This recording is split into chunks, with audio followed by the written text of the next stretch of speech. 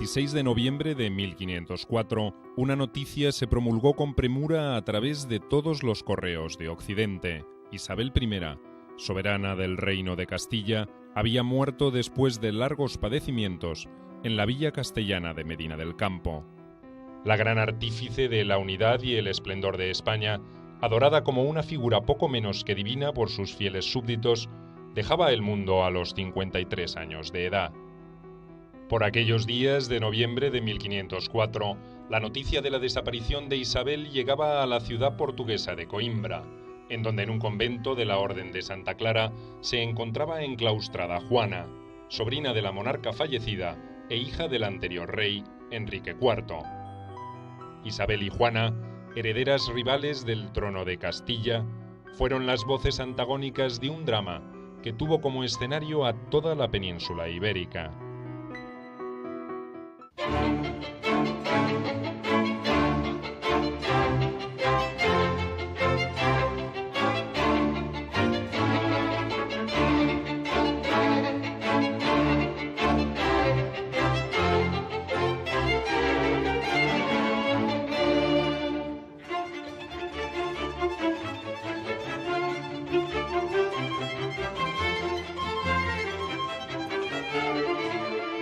Isabel la Católica, Juana la Beltraneja.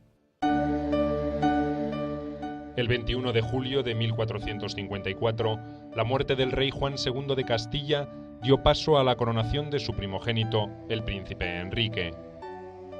Como integrante de la dinastía de los Trastámara, el nuevo rey Enrique IV debía mantener una política ya establecida por sus predecesores. Los Trastámara desde el primer momento proyectaron una política conducente a que en toda España hubiera una sola dinastía, con varias ramas, manteniendo lo que era la estructura de entonces, pero todos parientes, mediante un procedimiento que imagina Enrique II hacia 1370, que consiste en no contraer matrimonio más que dentro de la península. Y esto es lo que se sigue.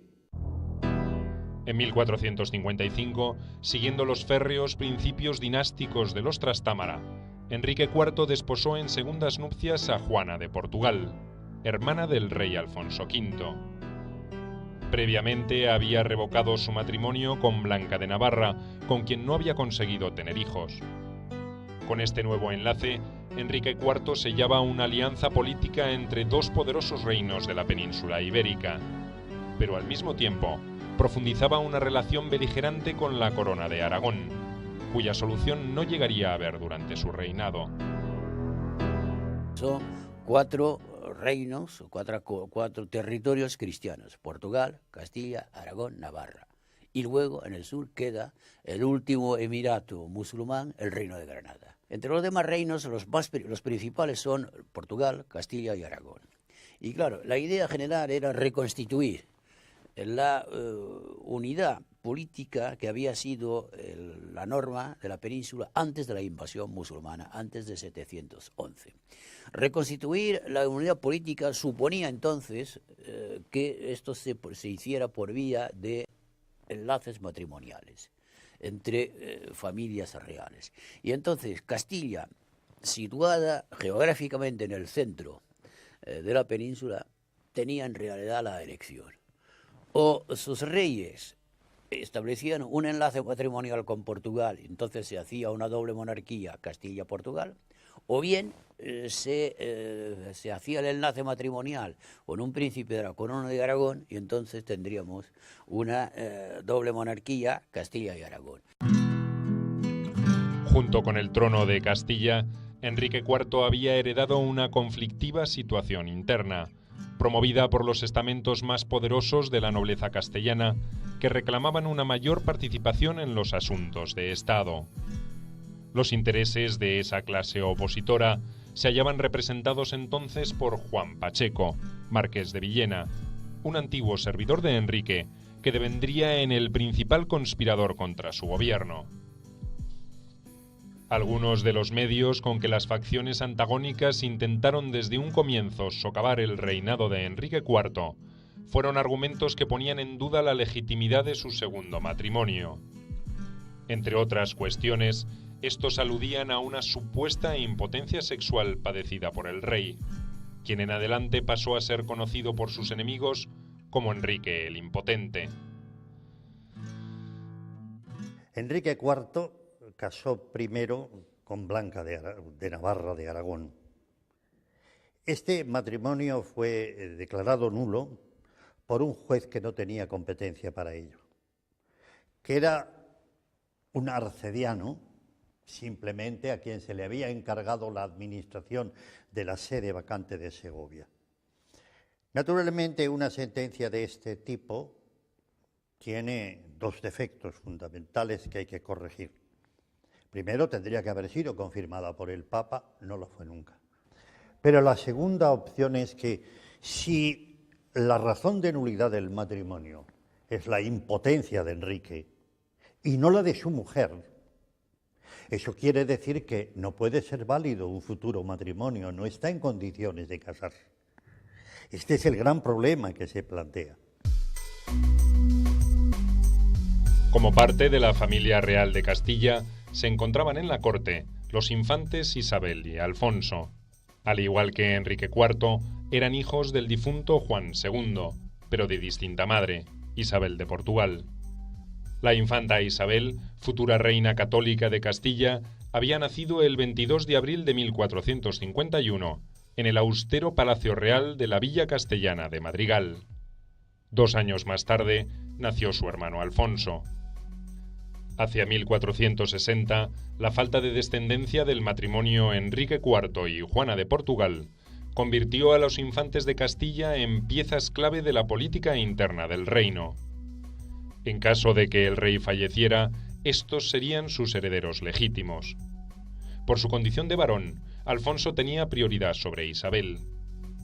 El marqués de Villena, gracias a su habilidad para la intriga, era para entonces quien mayor influencia tenía sobre los infantes, y planeaba utilizarla en su provecho y en el de los nobles que representaba. Pero sus proyectos conspirativos pronto sufrirían un contratiempo inesperado. A comienzos de 1462 nació Juana de Castilla, quien fue reconocida por las Cortes de España como hija legítima del rey Enrique IV y Juana de Portugal. Era, por lo tanto, la heredera de la corona. En respuesta a este hecho, los nobles enemigos de Enrique IV se aprontaron a demostrar su supuesta falsedad. Pero luego viene una segunda cuestión, que es lo que en un documento que redactó el marqués de Villena hace un razonamiento que es un razonamiento de peso, vamos. Es decir, Juana nace el 28 de febrero de 1462. Entonces tuvo que ser engendrada a finales de mayo o junio. Durante todos estos meses que forman la primavera y el verano y tal, Enrique ha estado viviendo en Navarra en una guerra y la reina ha estado viviendo lejos y no hay noticia ninguna de que se hayan encontrado. Por consiguiente, lo que alega el marqués de Villena es que ni siquiera puede ser hija del rey. ¿Quién era entonces el padre de la infanta Juana de Castilla? Las sospechas se dirigieron hacia Beltrán de la Cueva, uno de los hombres de mayor confianza del rey Enrique IV. Enrique IV tuvo tardíamente una hija, doña Juana, y a consecuencia de problemas interiores, de divisiones, de intentos por parte de los clanes nobiliarios de hacerse con el poder, estos señores lograron obligaron, mejor dicho, al rey a desheredar a su hija, a doña Juana, diciendo que era hija ilegítima y posiblemente hija natural de un privado, un favorito de don Beltrán de la Cueva, de ahí el apellido que se le dio de Juana la Beltraneja. En 1464, la Liga Nobiliaria, encabezada por el marqués de Villena, se enfrentó abiertamente a Enrique IV. Para evitar una inminente guerra civil, el rey se vio obligado a reconocer los derechos al trono de su hermano Alfonso sobre los de su hija. De esta manera, parecía consentir los rumores sobre la ilegitimidad de su paternidad. Cuando Enrique IV nombra heredera a Juana, no pasa nada, pero hay una parte de la nobleza que van en contra. Al cabo de poco tiempo, y el rey entonces se desdice, y entonces ya no la nombra heredera, la quita el título de heredera y se lo da a Alfonso. Pero poco después de reconocer a su hermano Alfonso como heredero, el rey se retractó. Como consecuencia de esto, estalló una sublevación en su contra. A mediados de 1465, las facciones rebeldes llevaron a cabo en la ciudad de Ávila una destitución en efigie del rey Enrique IV, que fue conocida como la farsa de Ávila. En su lugar coronaron al infante Alfonso, al que tenían bajo custodia. Pero este reinado paralelo no duraría. En julio de 1468, Alfonso murió repentinamente. Dentro de la convulsionada escena política castellana, la infanta Isabel llegó entonces para ocupar el lugar protagónico. Ateniéndose a argumentaciones jurídicas sobre la ilegitimidad del matrimonio real, se dispuso a defender su candidatura al trono. Pero hay un hecho fundamental. Isabel tiene un sentido de la familia muy importante. Isabel nunca acusa de, diríamos, de ilegítima a la Beltraneja, nunca dice que es ilegítima. Lo que dice, se fundamenta jurídicamente, lo de ilegítima lo dirá la propaganda que tiene ella. No, claro, no, los propagandistas. Ella no, ella mantendrá el tipo, diríamos, familiar. Lo que hace es que no es hija que pueda heredar la corona porque es hija de dos primos hermanos y que no han recibido la dispensa papal y por lo tanto el matrimonio es nulo y por lo tanto no es legítima en cuanto sí que es hija del rey, pero no es legítima por este hecho. Y por eso ella reclama el testamento de Juan II, de que en caso que no tenga hijas legítimas Enrique II es su hermano Alfonso y si no, ella. Ha muerto Alfonso, es ella. O sea que ella lo tiene muy claro desde el primer momento. Es una mujer institucional en este aspecto. Y las cartas las aprovecha para jugar de esta manera.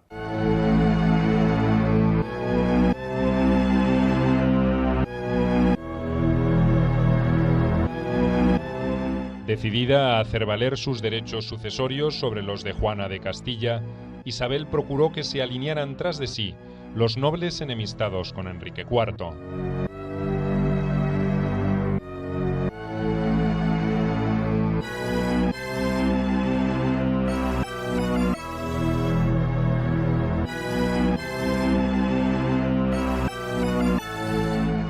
El bando isabelino recurrió al auxilio del rey Juan II de Aragón, quien hasta el momento se había mostrado neutral, llegando a mantener relaciones diplomáticas con ambas facciones.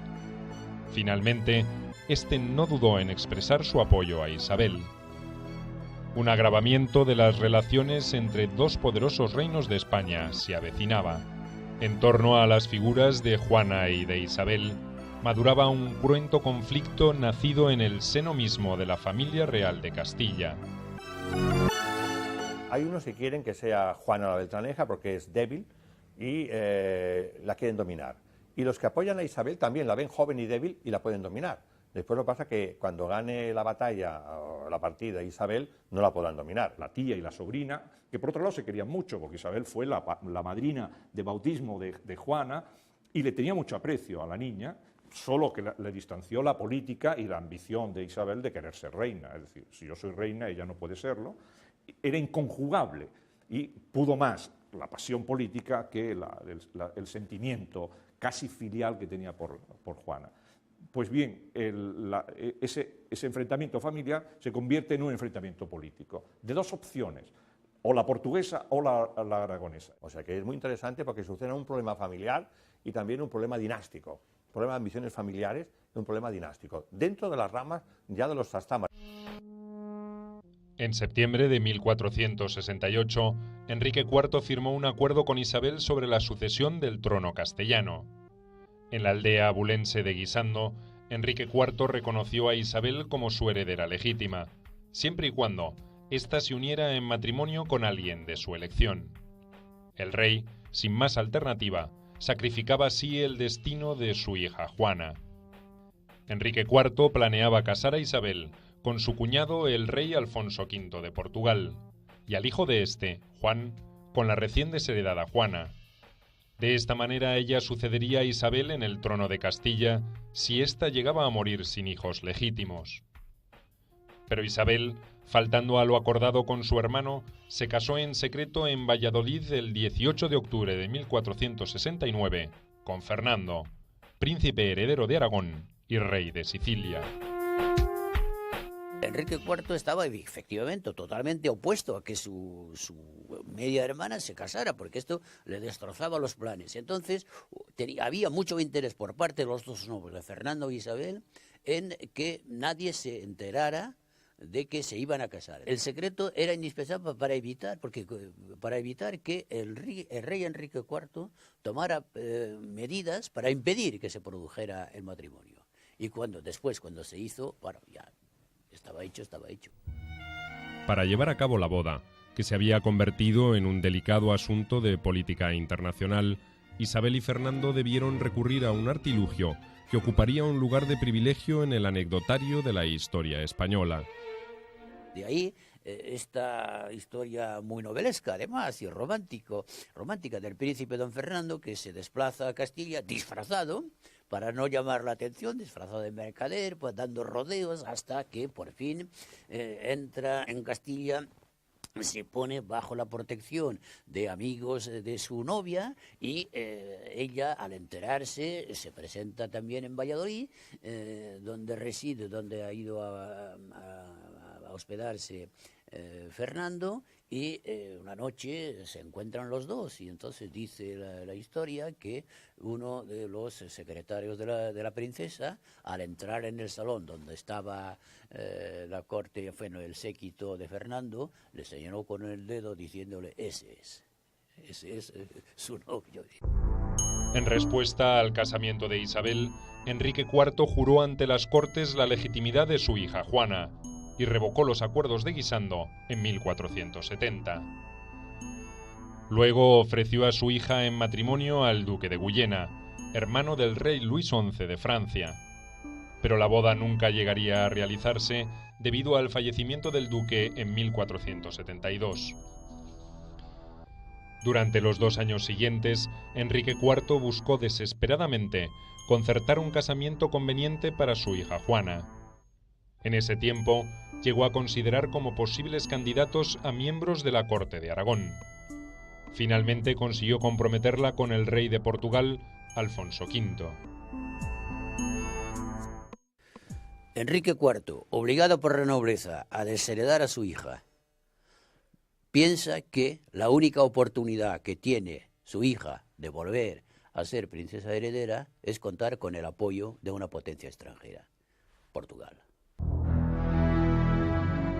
En diciembre de 1474, el rey Enrique IV murió en el Alcázar de la Villa de Madrid, acompañado por su hija, Juana la Beltraneja. Pocos meses más tarde, lo seguiría su esposa, Juana de Portugal. 2 días después de la muerte de Enrique IV, Isabel se proclamó reina de Castilla en la ciudad de Segovia.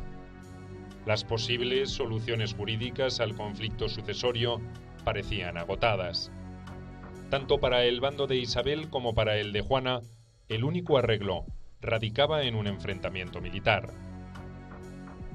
Y entonces, cuando muere Enrique IV en diciembre de 1474, pues Isabel no hace ni una ni dos, enseguida en Segovia, sin esperar un momento, se proclama a ella misma reina propietaria de Castilla.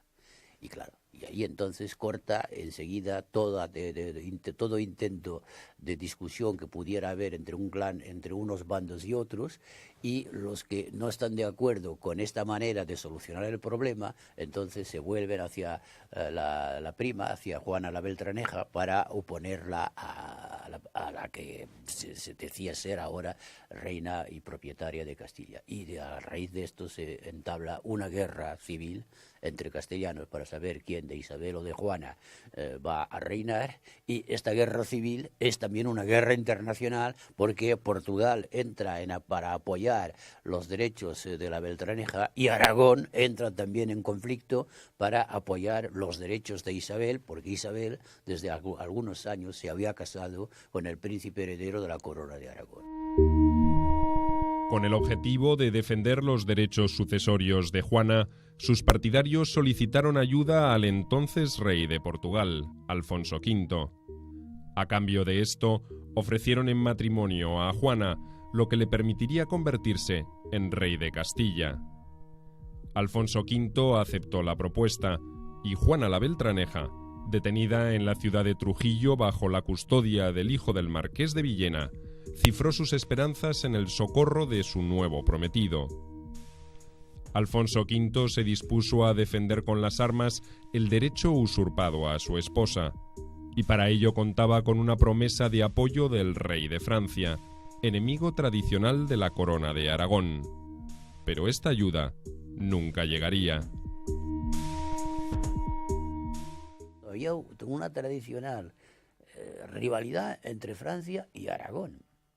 Y entonces al rey de Francia en aquella época no le podía hacer ninguna gracia ver formarse en el sur del Pirineo un grupo político de la importancia que iba a ser la doble monarquía Cataluña y Aragón y Castilla.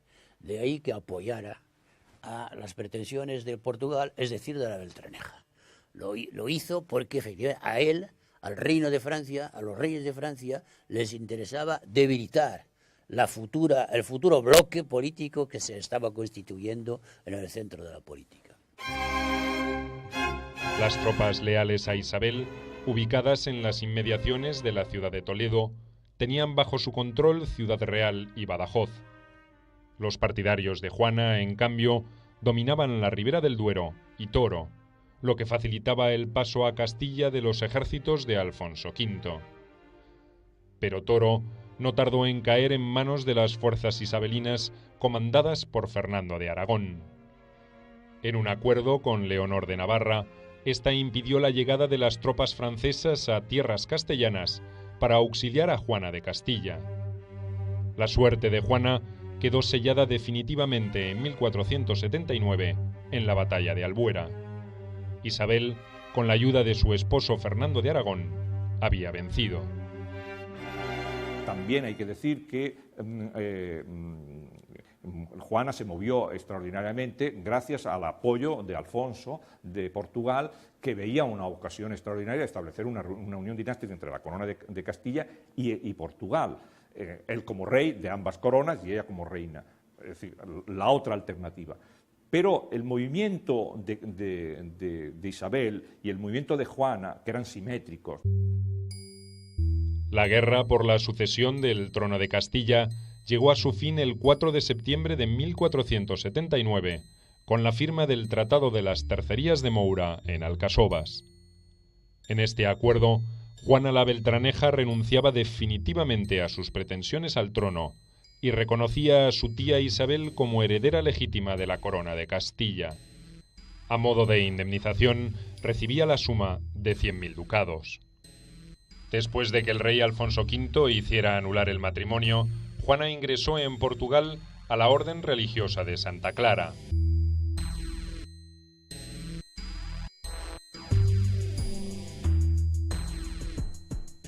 Después de pasar un año en un convento de la localidad de Santarém, se recluyó en el que las clarisas tenían en la ciudad de Coimbra. Atrás quedaba para siempre su pasado de princesa heredera del reino de Castilla.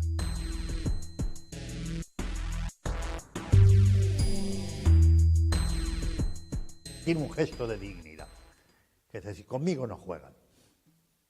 Yo me voy monja a un convento y me quito de en medio. Cuando dan la noticia a Isabel, no, eso no puede ser bajo ningún concepto, porque eso pone en juego todos los acuerdos, y es cuando Fray Hernando de Talavera le dice a Isabel, no lo puede negar, porque es un caso de vocación. Y no solo no puede negar esto, sino que tiene que estar un año haciendo el noviciado, hay que esperar, tendremos que retrasar las negociaciones. Isabel, claro, acepta, es su confesor, es su guía espiritual, y después lo que se hace es esto, vamos. Es decir, fue Juana la que tuvo la iniciativa de decir, mire usted, no. Isabel había sido entre los infantes de Castilla la de menores posibilidades de acceder al trono. Culta, aficionada a la lectura y al estudio, poseía amplios conocimientos de latín y contaba con más de 400 libros que iban desde la poesía hasta los textos jurídicos, políticos y religiosos. Una de sus preocupaciones fue desarrollar el nivel cultural de la corte, en la que se encontraban notorios humanistas que supieron apreciar su interés. La historia quiso que finalmente Isabel se encontrara con su ansiado destino. El perfil de Isabel es una mujer, diríamos, una princesa que no le corresponde el trono ni pensaba reinar, pero que las circunstancias y debido a su carácter, que es un carácter serio, ambicioso, la perspectiva que tiene ya con el matrimonio de Fernando, que fortalece su papel y le refuerza dentro de la familia, le harán jugar un papel que desempeñará a la perfección. Porque si hubiese sido un fiasco, un fracaso, no es así, no podemos hablar. O sea, Isabel tiene unas ideas muy claras y la prueba la tiene es que después muchos nobles que la apoyaron se arrepintieron, porque en su papel nuevo quiere hacer un reino eficaz, acabar con la corrupción, y aquí está de acuerdo con Fernando, que es otra persona listísima en este aspecto. Isabel quizá tuvo la cualidad, respecto a la Beltraneja, personaje sin duda mucho más inteligente en todos los aspectos que la Beltraneja, tuvo un sentido de futuro, tuvo sobre todo un sentido de Estado. El sentido de Estado de saber que ya no las banderías medievales ya no eran de recibo, estaban fuera de su tiempo, y supo perfectamente conjugar al mismo tiempo los intereses de la nobleza, de una determinada nobleza que le pudiera favorecer, y los intereses de la burguesía al servicio del Estado. Es una mujer que tuvo el Estado en la cabeza y que se supo, por otra parte, casar y aliarse, naturalmente, con un maquiavélico extraordinariamente sutil, cual fue Fernando el Católico, y entre ambos elaborar o concebir un cierto, con todos los matices que se quiera hacer al respecto, un cierto proyecto nacional de España. Después de acordar la paz, Isabel de Castilla y Fernando de Aragón, los reyes católicos, iniciaron un gobierno que inauguró un periodo glorioso de la historia española. Respetando lo propio de cada reino, supieron colocar los cimientos de la definitiva unidad española. Entonces, los dos reinaron sobre este grupo de territorios, pero cada territorio conservaba sus instituciones, sus cortes, su economía, su idioma, su lengua oficial, catalán en Cataluña, su derecho, en fin. Bueno, todo esto, esto no significa que los dos grupos de territorio fueran una especie de confederación. No, había mucho más, había una implicación. No cabe duda de que en aquella época el sentimiento de formar parte de una misma comunidad era muy fuerte en toda la península. Lo que definitivamente unificó a ambos reinos fue la religión católica. Una vez finalizada la Guerra Civil Castellana, se reanudó la conquista del Reino Nazarita de Granada.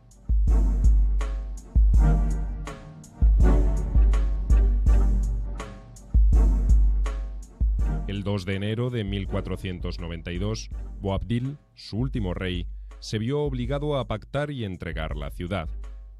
Los reyes católicos, al mando de sus ejércitos, entraron en Granada, que finalmente quedó incorporada a la corona de Castilla. Esta conquista ratificó la victoria de Isabel en el conflicto de sucesión y consolidó la posición de los nuevos monarcas frente a la nobleza, que participó masivamente en la guerra. Tanto en materia política como económica, las medidas implementadas por los reyes católicos fueron innovadoras. A la reconquista de los territorios españoles en poder de los árabes se sumó el descubrimiento de América. Este sería uno de los principales hitos en la historia de su reinado. Se está hablando de política y se está hablando de religión, pero se está hablando de otras cosas mucho más importantes. Es decir, que cuando Colón llega a América, el peligro de una guerra entre Castilla y Portugal es muy grande. En otras circunstancias probablemente hubiera estado un conflicto. Aquí no. la intervención, los dos recurren al Papa, y la intervención del Papa es a este respecto muy decisiva, ¿no? Hay que negociar, hay que ponerse de acuerdo, hay que fijar los límites en que se va a mover cada uno. El resultado es la conferencia que se celebra en Tordesillas, donde efectivamente se dice esta será la zona que Portugal podrá explorar y esta será la zona que corresponderá a España. En junio de 1494 se convocó en la localidad castellana de Tordesillas a los representantes de ambas coronas. Allí se llevaron a cabo las negociaciones, donde los lusitanos impusieron hábilmente sus criterios a los representantes de los reyes católicos. El 7 de junio se firmó el Tratado de Tordesillas, donde quedó establecido el meridiano de partición del Océano Atlántico, de polo a polo, a 370 leguas al oeste de las islas de Cabo Verde, sin hacer referencia a las Azores. De esta forma, España tendría el dominio del hemisferio occidental y Portugal del oriental. Se había concretado así un verdadero reparto del mundo entre estas dos coronas. Yo creo que Fernando es un político de una gran talla e Isabel es una mujer intuitiva.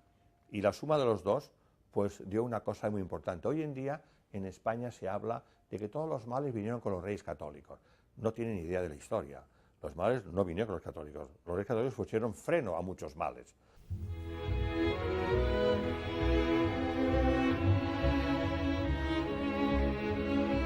A pesar de los numerosos asuntos de Estado que demandaban su atención, Isabel nunca dejó de seguir los movimientos de su sobrina Juana en Portugal.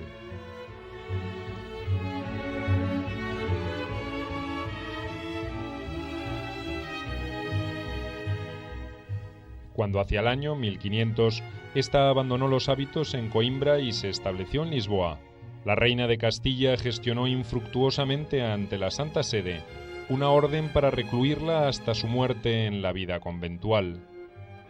¿Temía Isabel un posible retorno de su antigua rival? Han demostrado, o querían demostrar, la impotencia de Enrique IV, con lo cual, naturalmente, justificaba que la hija no era hija suya.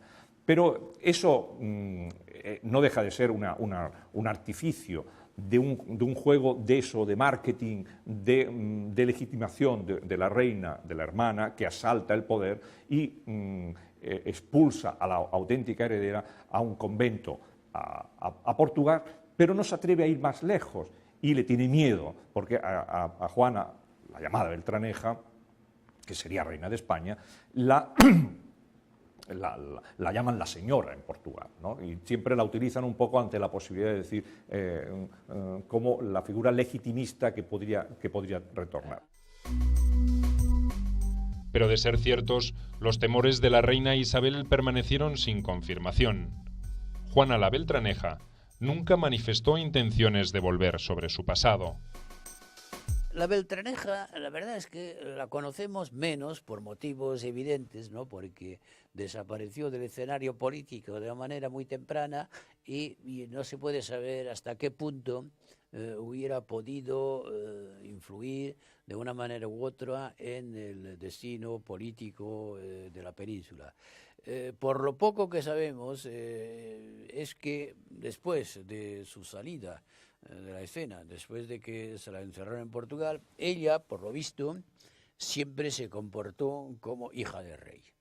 Esto es todo lo que se puede decir. Se comportó como hija del rey, nunca renunció a su situación de princesa, o mejor dicho, de infanta de Castilla, pero nunca tampoco procuró intervenir aprovecharse de las circunstancias de 1504 cuando muere Isabel, o en 1516 cuando muere Fernando, o cuando en el momento de las comunidades de 1520. En ningún momento de crisis intentó la Beltraneja volver a influir en la política del reino castellano.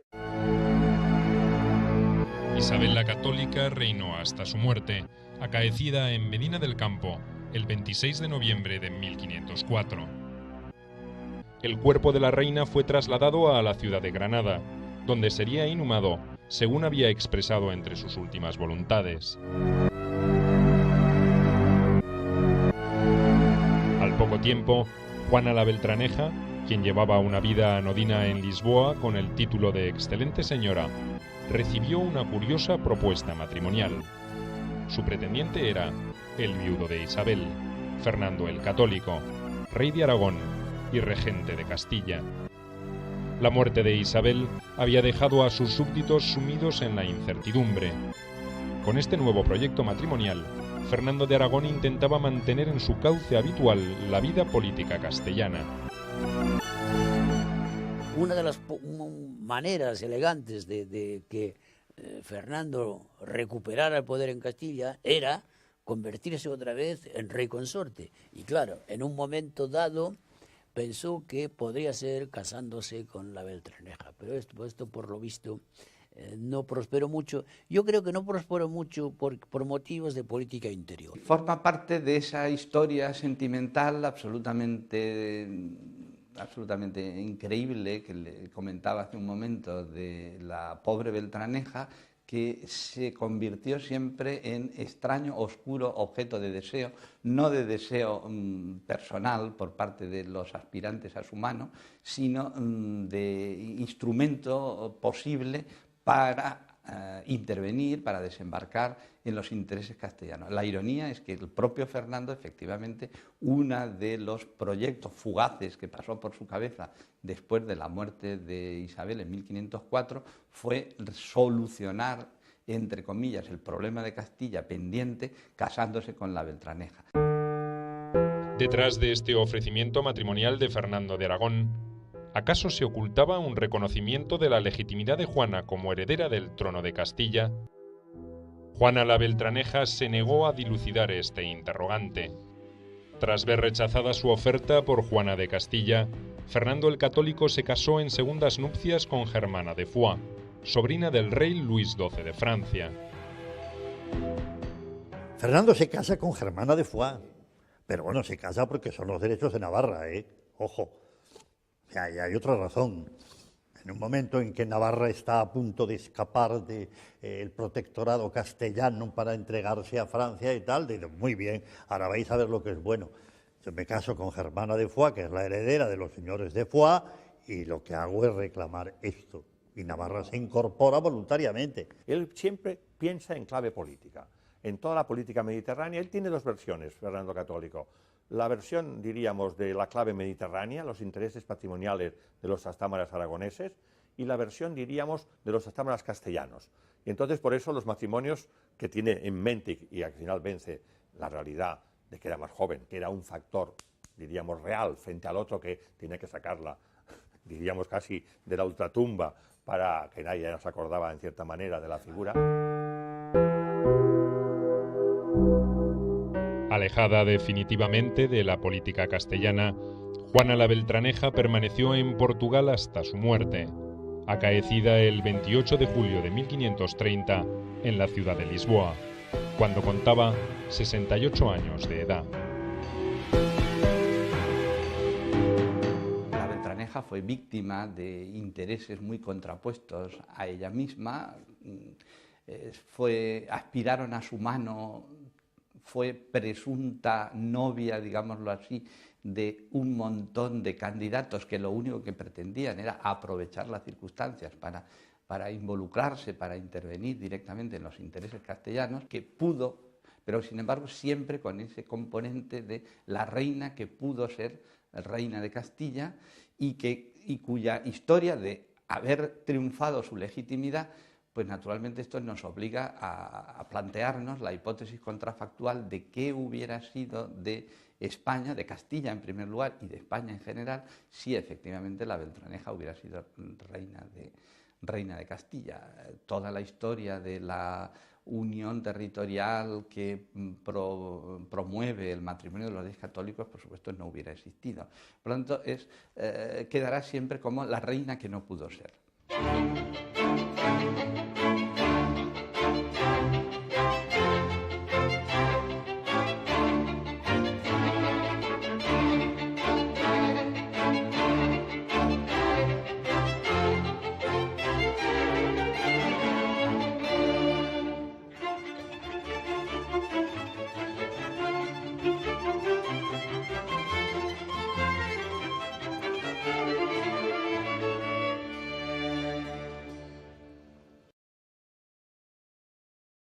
la suma de los dos pues dio una cosa muy importante. Hoy en día en España se habla de que todos los males vinieron con los reyes católicos. No tienen idea de la historia. Los males no vinieron con los católicos. Los reyes católicos pusieron freno a muchos males.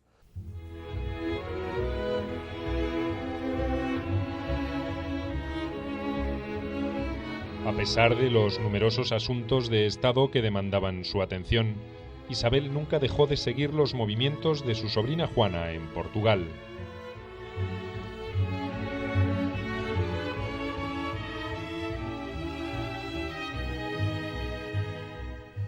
Cuando hacia el año 1500, ésta abandonó los hábitos en Coimbra y se estableció en Lisboa, la reina de Castilla gestionó infructuosamente ante la Santa Sede una orden para recluirla hasta su muerte en la vida conventual.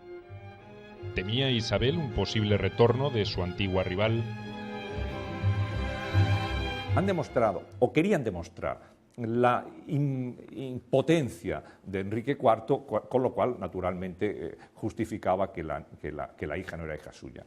Pero eso no deja de ser un artificio de un juego de eso, de marketing, de legitimación de la reina, de la hermana, que asalta el poder y expulsa a la auténtica heredera a un convento a Portugal, pero no se atreve a ir más lejos y le tiene miedo, porque a Juana, la llamada Beltraneja, que sería reina de España, la llaman la señora en Portugal, ¿no? Y siempre la utilizan un poco ante la posibilidad de decir como la figura legitimista que podría retornar. Pero de ser ciertos, los temores de la reina Isabel permanecieron sin confirmación. Juana la Beltraneja nunca manifestó intenciones de volver sobre su pasado. La Beltraneja, la verdad es que la conocemos menos por motivos evidentes, ¿no? Porque desapareció del escenario político de una manera muy temprana y no se puede saber hasta qué punto hubiera podido influir de una manera u otra en el destino político de la península. Por lo poco que sabemos es que después de su salida de la escena, después de que se la encerraron en Portugal, ella, por lo visto, siempre se comportó como hija del rey.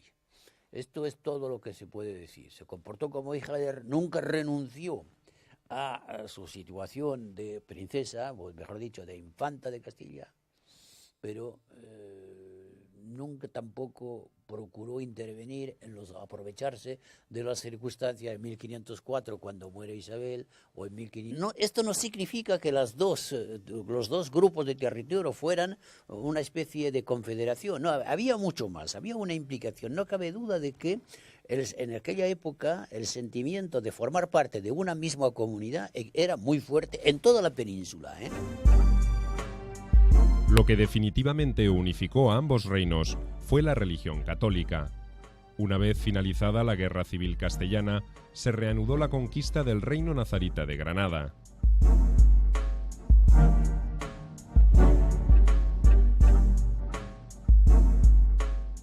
El 2 de enero de 1492, Boabdil, su último rey, se vio obligado a pactar y entregar la ciudad. Los reyes católicos, al mando de sus ejércitos, entraron en Granada, que finalmente quedó incorporada a la corona de Castilla. Esta conquista ratificó la victoria de Isabel en el conflicto de sucesión y consolidó la posición de los nuevos monarcas frente a la nobleza, que participó masivamente en la guerra. Tanto en materia política como económica, las medidas implementadas por los reyes católicos fueron innovadoras. A la reconquista de los territorios españoles en poder de los árabes se sumó el descubrimiento de América. Este sería uno de los principales hitos en la historia de su reinado. Se está hablando de política y se está hablando de religión, pero se está hablando de otras cosas mucho más importantes. Es decir, que cuando Colón llega a América, el peligro de una guerra entre Castilla y Portugal es muy grande. En otras circunstancias probablemente hubiera estallado un conflicto. Aquí no. La intervención, los dos recurren al Papa Y la intervención del Papa es a este respecto muy decisiva, ¿no? Hay que negociar, hay que ponerse de acuerdo, hay que fijar los límites en que se va a mover cada uno. El resultado es la conferencia que se celebra en Tordesillas, donde efectivamente se dice esta será la zona que Portugal podrá explorar y esta será la zona que corresponderá a España. En junio de 1494 se convocó en la localidad castellana de Tordesillas a los representantes de ambas coronas. Allí se llevaron a cabo las negociaciones, donde los lusitanos impusieron hábilmente sus criterios a los representantes de los reyes católicos. El 7 de junio se firmó el Tratado de Tordesillas, donde quedó establecido el meridiano de partición del Océano Atlántico, de polo a polo, a 370 leguas al oeste de las islas de Cabo Verde, sin hacer referencia. Y no solo no puede negar esto, sino que tiene que estar un año haciendo el noviciado, ¿eh? Hay que esperar, tendremos que retrasar las negociaciones. Isabel, claro, acepta, es su confesor, es su guía espiritual, y después lo que se hace es esto, vamos. Es decir, fue Juana la que tuvo la iniciativa de decir, no, mire usted, no. Isabel había sido entre los infantes de Castilla la de menores posibilidades de acceder al trono. Culta, aficionada a la lectura y al estudio, poseía amplios conocimientos de latín y contaba con más de 400 libros que iban desde la poesía hasta los textos jurídicos, políticos y religiosos. Una de sus preocupaciones fue desarrollar el nivel cultural de la corte, en la que se encontraban notorios humanistas que supieron apreciar su interés. La historia quiso que finalmente Isabel se encontrara con su ansiado destino. El perfil de Isabel es una mujer, diríamos, una princesa que no le corresponde el trono ni pensaba reinar, pero que las circunstancias y debido a su carácter, que es un carácter serio, ambicioso, la perspectiva que tiene ya con el matrimonio de Fernando, que fortalece su papel y le refuerza dentro de la familia, le harán jugar un papel que desempeñará a la perfección. Porque si hubiese sido un fiasco, un fracaso, no es así, no podemos hablar. O sea, Isabel tiene unas ideas muy claras y la prueba la tiene es que después muchos nobles que la apoyaron se arrepintieron, porque en su papel nuevo quiere hacer un reino eficaz, acabar con la corrupción, y aquí está de acuerdo con Fernando, que es otra persona listísima en este aspecto. Isabel quizá tuvo la cualidad, respecto a la Beltraneja, personaje sin duda mucho más inteligente en todos los aspectos que la Beltraneja, tuvo un sentido de futuro, tuvo sobre todo un sentido de Estado. El sentido de Estado de saber que ya no las banderías medievales ya no eran de recibo, estaban fuera de su tiempo, y supo perfectamente conjugar al mismo tiempo los intereses de la nobleza, de una determinada nobleza que le pudiera favorecer, y los intereses de la burguesía al servicio del Estado. Es una mujer que tuvo el Estado en la cabeza y que se supo, por otra parte, casar y aliarse naturalmente con un maquiavélico extraordinariamente sutil, cual fue Fernando el Católico, y entre ambos elaborar o concebir un cierto, con todos los matices que se quiera hacer al respecto, un cierto proyecto nacional de España. Después de acordar la paz, Isabel de Castilla y Fernando de Aragón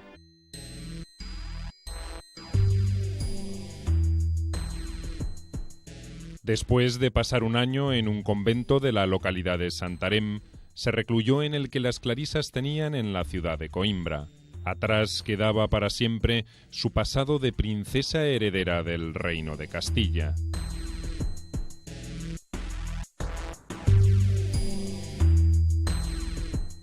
Tiene un gesto de dignidad, que es decir, conmigo no juegan. Yo me voy monja a un convento y me quito de en medio. Cuando dan la noticia a Isabel, no, eso no puede ser bajo ningún concepto, porque eso pone en juego todos los acuerdos, y es cuando Fray Hernando de Talavera le dice a Isabel, no lo puede negar, porque es un caso de vocación. Y no solo no puede negar esto, sino que tiene que estar un año haciendo el noviciado, hay que esperar, tendremos que retrasar las negociaciones.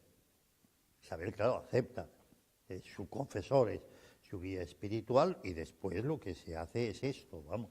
Es decir, fue Juana la que tuvo la iniciativa de decir, no, mire usted, no. Isabel había sido entre los infantes de Castilla la de menores posibilidades de acceder al trono. Culta, aficionada a la lectura y al estudio, poseía amplios conocimientos de latín y contaba con más de 400 libros que iban desde la poesía hasta los textos jurídicos, políticos y religiosos. Una de sus preocupaciones fue desarrollar el nivel cultural de la corte, en la que se encontraban notorios humanistas que supieron apreciar su interés. La historia quiso que finalmente Isabel se encontrara con su ansiado destino. El perfil de Isabel es una mujer, diríamos, una princesa que no le corresponde el trono ni pensaba reinar, pero que las circunstancias y debido a su carácter, que es un carácter serio, ambicioso, la perspectiva que tiene ya con el matrimonio de Fernando, que fortalece su papel y le refuerza dentro de la familia, le harán jugar un papel que desempeñará a la perfección. Porque si hubiese sido un fiasco, un fracaso, no es así, no podemos hablar. O sea, Isabel tiene unas ideas muy claras y la prueba la tiene es que después muchos nobles que la apoyaron se arrepintieron, porque en su papel nuevo quiere hacer un reino eficaz, acabar con la corrupción, y aquí está de acuerdo con Fernando, que es otra persona listísima en este aspecto. Isabel quizá tuvo la cualidad, respecto a la Beltraneja, personaje sin duda mucho más inteligente en todos los aspectos que la Beltraneja, tuvo un sentido de futuro, tuvo sobre todo un sentido de Estado, el sentido de Estado de... Y le tiene miedo, porque a Juana, la llamada Beltraneja, que sería reina de España, la llaman la señora en Portugal, ¿no? Y siempre la utilizan un poco ante la posibilidad de decir como la figura legitimista que podría retornar. Pero de ser ciertos, los temores de la reina Isabel permanecieron sin confirmación. Juana la Beltraneja nunca manifestó intenciones de volver sobre su pasado. La Beltraneja, la verdad es que la conocemos menos por motivos evidentes, ¿no? Porque desapareció del escenario político de una manera muy temprana y no se puede saber hasta qué punto hubiera podido influir de una manera u otra en el destino político de la península. Por lo poco que sabemos es que después de su salida de la escena, después de que se la encerraron en Portugal, ella, por lo visto, siempre se comportó como hija del rey.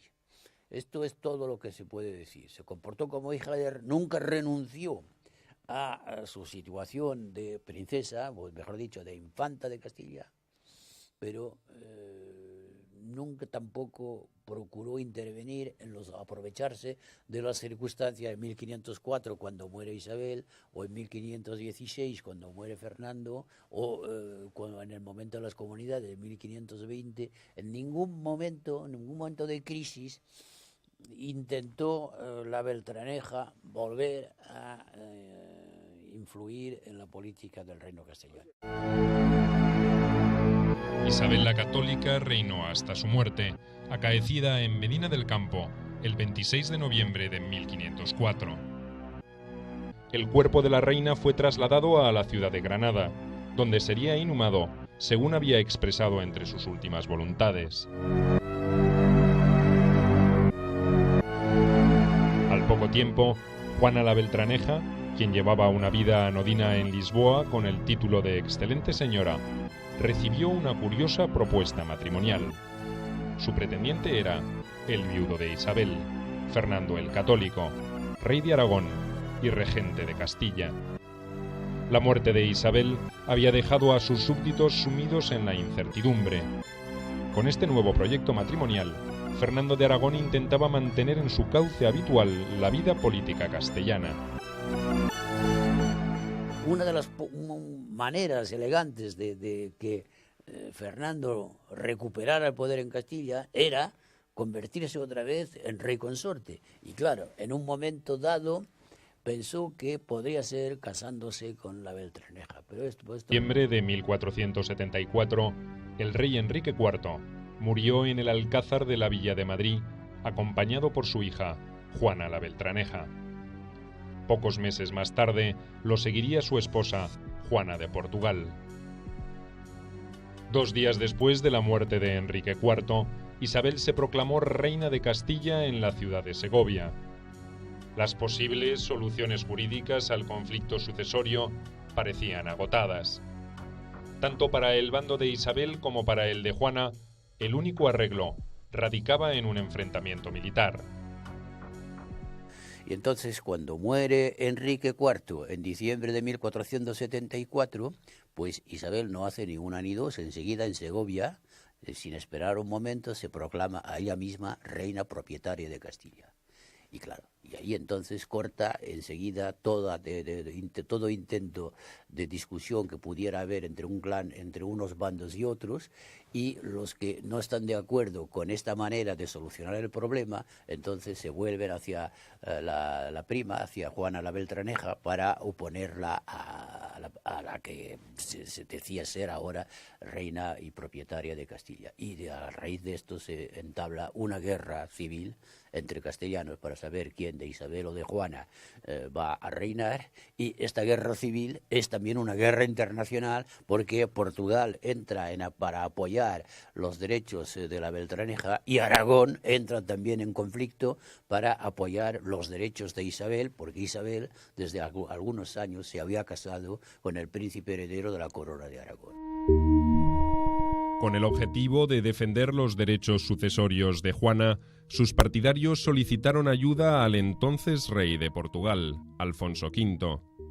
A cambio de esto, ofrecieron en matrimonio a Juana lo que le permitiría convertirse en rey de Castilla.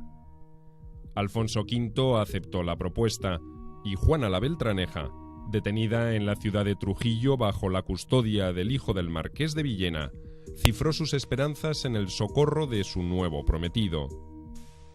Alfonso V se dispuso a defender con las armas el derecho usurpado a su esposa, y para ello contaba con una promesa de apoyo del rey de Francia, enemigo tradicional de la corona de Aragón.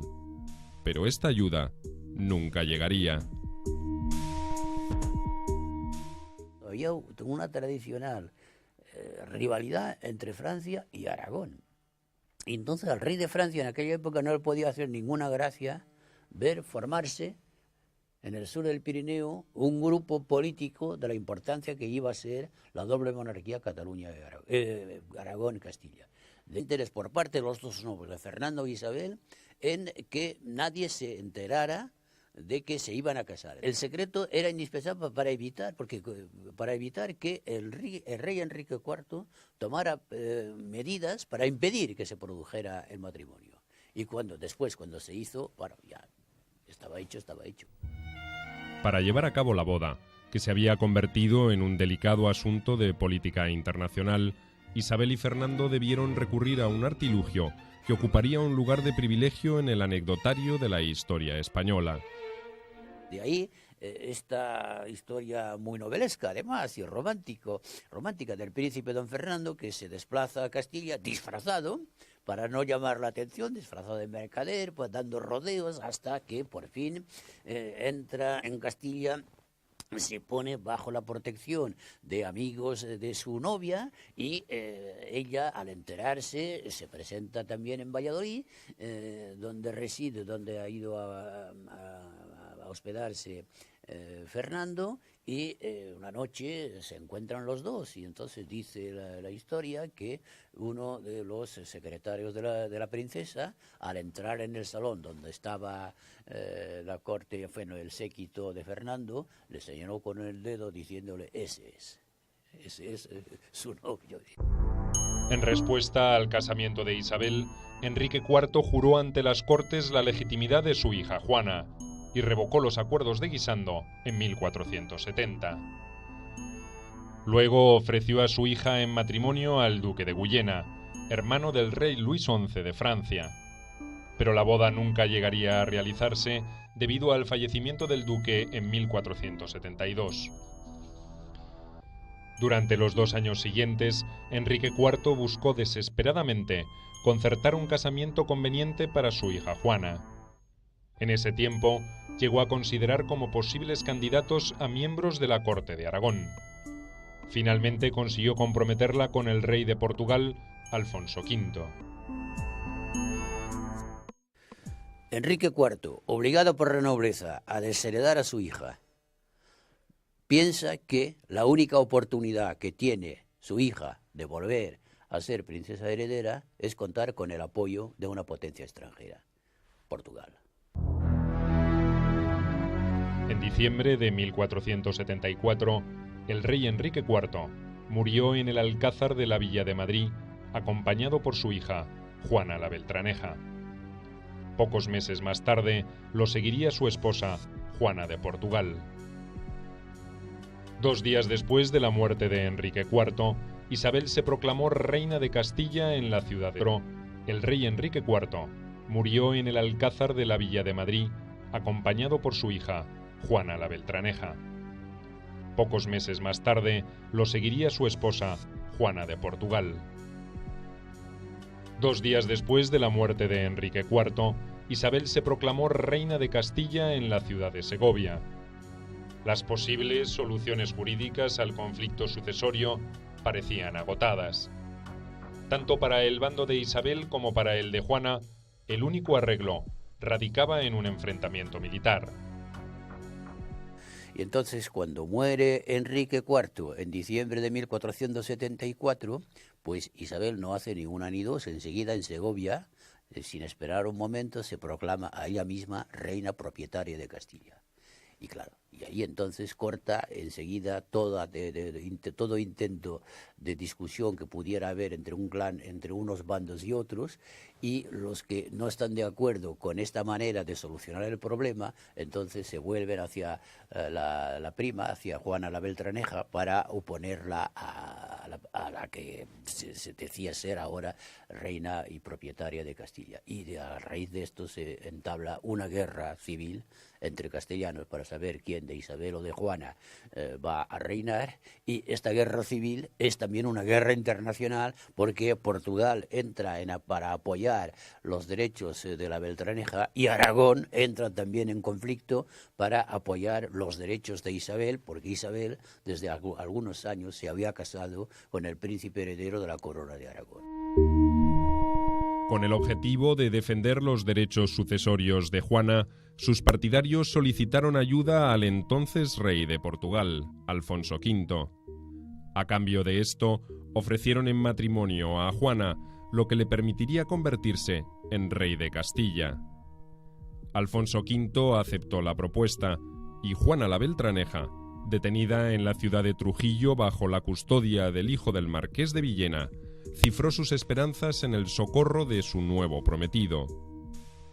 Alfonso V se dispuso a defender con las armas el derecho usurpado a su esposa, y para ello contaba con una promesa de apoyo del rey de Francia, enemigo tradicional de la corona de Aragón. Pero esta ayuda nunca llegaría. Había una tradicional rivalidad entre Francia y Aragón. Y entonces al rey de Francia en aquella época no le podía hacer ninguna gracia ver formarse en el sur del Pirineo un grupo político de la importancia que iba a ser la doble monarquía Cataluña y Aragón y Castilla.